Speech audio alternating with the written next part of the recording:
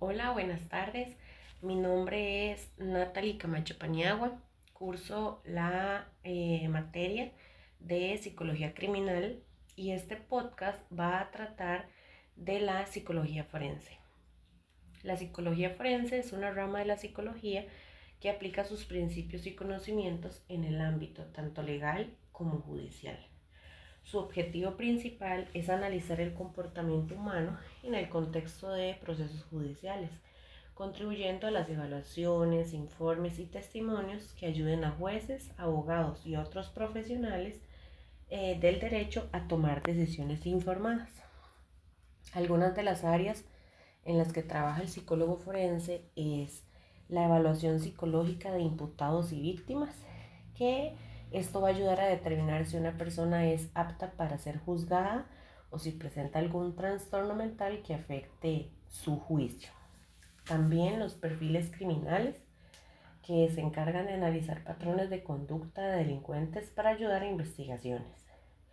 Testimonios y la credibilidad, va a evaluar la veracidad de las declaraciones y el impacto psicológico en los delitos tanto en víctimas como testigos.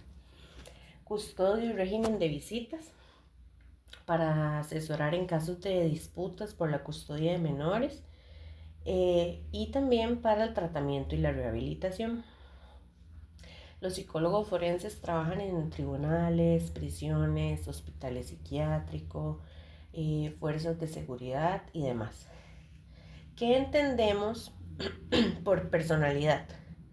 La personalidad es un conjunto de patrones de pensamiento, emociones y comportamientos que caracterizan a una persona y la diferencian de los demás.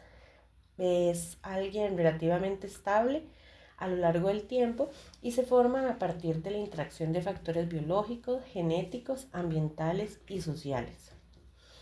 Algunos de los elementos de la personalidad es el temperamento, que es una base biológica de la personalidad; el carácter, que son rasgos adquiridos a partir de la experiencia y educación; afectividad y emociones, que son formas en las que una persona experimenta y expresa sentimientos; motivaciones y valores, que son factores que guían la conducta y la toma de decisiones.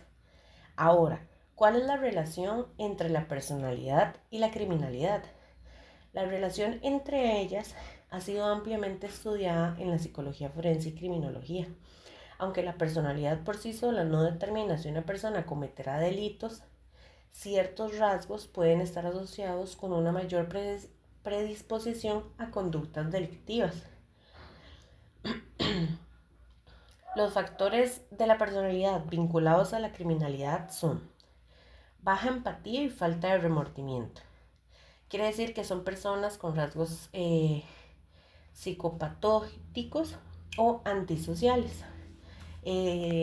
Pueden tener mayor capacidad para sentir culpa o comprender el sufrimiento ajeno. También se encuentra la impulsividad y baja tolerancia en la frustración, que es dificultad para controlar sus impulsos, ya sea para tener conductas violentas o delictivas, que con el paso del tiempo van a tener unas consecuencias. Búsqueda de sensaciones fuertes, que sería una alta necesidad de estimulación que puede incurrir en actividades peligrosas o ilegales. Egocentrismo y narcisismo, que es creencia de que sus necesidades están por encima de cualquier norma social. Agresividad y hostilidad, mayor tendencia a responder de manera violenta ante conflictos y provocaciones. Falta de apego social, que son personas con dificultades para formar vínculos, que pueden tener menos inhibiciones para actuar fuera de la ley. Ahora, ¿qué es un dictamen pericial? Es un documento técnico elaborado por un perito, o sea, un experto en el área específica, que tiene como finalidad aportar información especializada en un proceso judicial. Su propósito es ayudar al juez o a un tribunal a comprender aspectos complejos relacionados con la materia del peritaje, facilitando la toma de decisiones. Su objetivo en sí va a ser basarse en hechos, pruebas y conocimientos científicos sin sesgos ni opiniones personales. Se sustenta en métodos teorías y principios aceptados en la disciplina correspondiente. La estructura del dictamen pericial va de identificación del perito, que va a ser su nombre, la formación académica, experiencia y especialidad. El objeto del peritaje, que es el motivo de estudio, la metodología utilizada, técnicas, pruebas o herramientas, el análisis de los resultados, que va a ser la evaluación de la información que se obtuvo, conclusiones, que va a ser el resumen de hallazgos y respuestas a los puntos solicitados por el tribunal, y firma y certificación, que va a ser la validación del documento. Ahora bien, ¿qué 3 trastornos podemos mencionar a partir de que se relacionen con el delito y la violencia de lo que ya mencionamos antes? Podemos hablar del trastorno narcisista de la personalidad. Es un trastorno mental caracterizado por un patrón persistente de grandiosidad, necesidad de admiración y falta de empatía. Suelen tener autoimagen inflada y pueden creer ser superiores a los demás. En el artículo de Esbeck y Echeverúa dice que los narcisistas sienten una necesidad enfermiza de admiración, son arrogantes y exquisitamente sensibles hacia cualquier tipo de rechazo o desprecio, pero son incapaces de reconocer los sentimientos ajenos. Es ahí donde se pueden mencionar los aspectos del trastorno como la grandiosidad, necesidad de admiración, falta de empatía. Las relaciones interpersonales y reacciones a la crítica. Podemos mencionar alguna que es como la grandiosidad, que tienden a exagerar sus logros, talentos y pueden tener fantasías de éxito ilimitado. La necesidad de admiración, que consta de atención y admiración hacia los demás. ¿Cuáles son las causas? Aunque no se conocen las causas exactas, se cree que es una combinación de factores tanto genéticos, ambientales y psicológicos que pueden contribuir a su desarrollo. La crianza excesivamente indulgente o crítica durante la infancia puede ser un factor muy importante. Otro de los trastornos que podemos mencionar es el trastorno dependiente de la personalidad. Es un trastorno mental que se caracteriza por un patrón generalizado de comportamiento sumiso y una necesidad excesiva de ser cuidado, lo que lleva a un comportamiento dependiente y temores de separación. Esbeck y Echeverúa mencionaban que se trata de personas sumisas necesitadas constantemente de aprobación y afecto. Pueden sentir angustia e ira intensa ante el abandono real o imaginario, lo que puede conducirles especialmente a actos de violencia machista, sobre todo cuando el abuso de alcohol.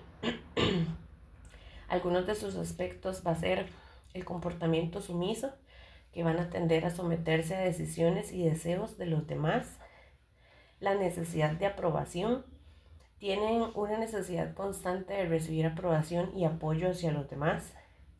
Miedo por la separación. Van a sentir un miedo intenso al ser abandonados o separados de quienes se consideran importantes para la vida de ellos. La dificultad para tomar decisiones.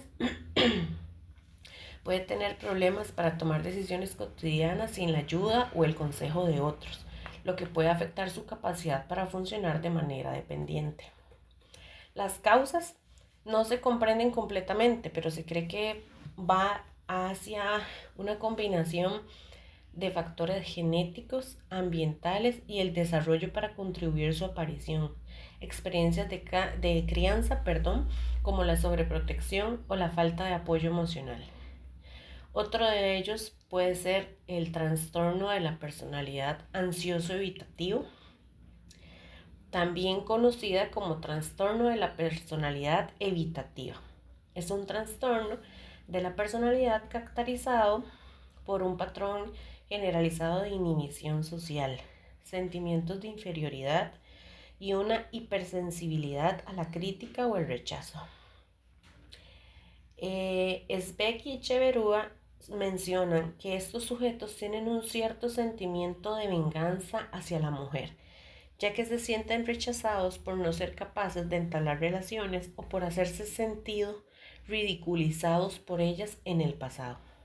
Sus principales características: evitar situaciones sociales por miedo al rechazo o humillación, tener una baja autoestima y sentirse inferiores a los demás, ser muy sensibles a la crítica que les hace tener un juicio ajeno, evitar nuevas actividades o riesgos debido a la personalidad de fracaso y de probación.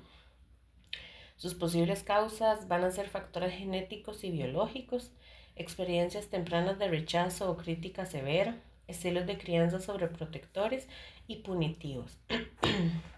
¿Qué es el trastorno antisocial de la personalidad? Es un trastorno mental caracterizado por un patrón persistente del desprecio y violación a los derechos de los demás por una falta de empatía y de remordimiento. Sus principales características son: ignorar normas y leyes sociales, cometiendo actos ilegales o inmorales, mentir o manipular a los demás, ser impulsivas y agresivas, no sentir culpa ni remordimiento. Causas y factores de riesgo: antecedentes familiares de la personalidad, ambiente familiar disfuncional, abuso, negligencia o crianza inestable.